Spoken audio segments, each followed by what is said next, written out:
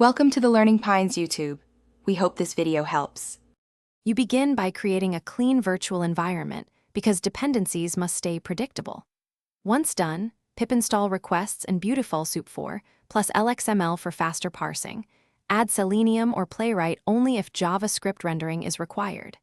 Next, you open DevTools and inspect the HTML to find reliable selectors, classes, IDs, or data attributes. Make sure to map pagination and any parameterized endpoints. This lets you design a minimal request plan before writing a single line of scraping logic. Now you implement the core loop.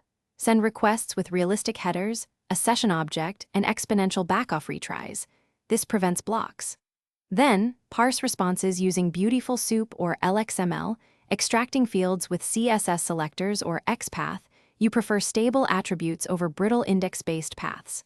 Once extraction is reliable, add pagination handling and respect robots' rules and rate limits. Manage cookies and session state to maintain continuity.